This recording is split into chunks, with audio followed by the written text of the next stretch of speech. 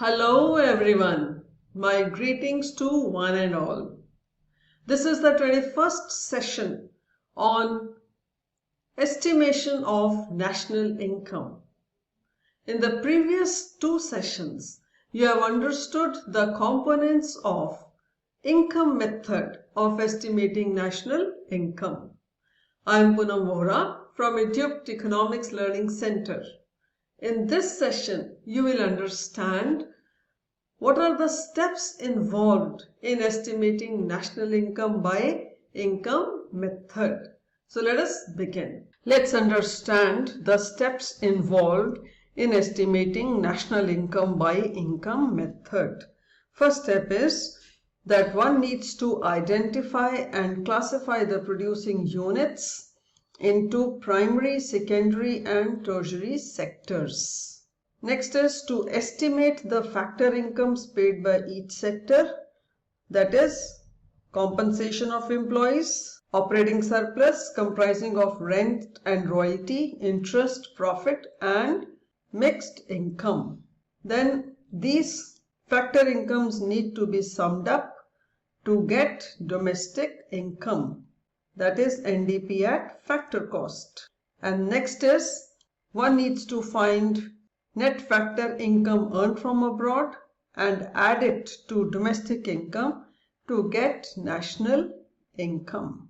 So to sum up, national income or NNP at factor cost by income method is a combination of NDP at factor cost and net factor income earned from abroad, which comprises of compensation of employees, operating surplus, mixed income, net compensation of employees, net income from property and entrepreneurship, and net retained earnings from companies abroad. By adding all these subcomponents, one gets national income by income method. While estimating national income by income method, certain precautions need to be taken into account. There are certain items which should not be included. For example, transfer earnings are not included because such receipts are not connected with any productive activity. Then income from sale of second-hand goods are also not included because the original sale was included in the year they were sold. But commission received by the brokers will be included as it is productive in nature. Next is income from the sale of shares and debentures. They are also not included because they do not contribute to the current flow of goods and services. Also, windfall gains like winning a lottery need not be included because there is no productive activity involved. Also, payment out of past savings like wealth tax, gift tax, etc. are not included because these do not add to the current flow of goods and services. But direct taxes like income tax, corporate tax are included because they are paid out of their current income. Similarly, free services provided by the owners of factors of production are included because it is possible to ascertain their market value.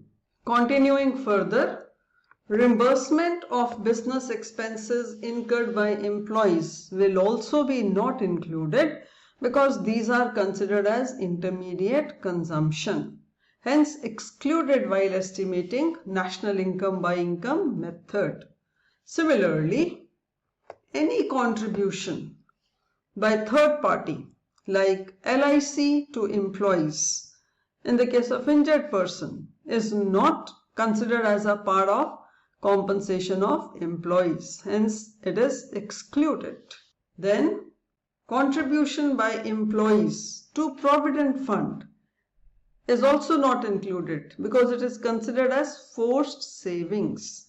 But contribution by employer to the provident fund will be included because it is adding to the income of the receiver.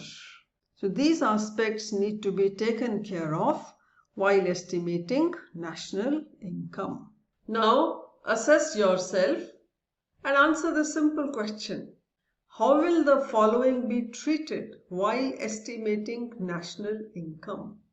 Employees' contribution to Provident Fund. Now, please check your answer.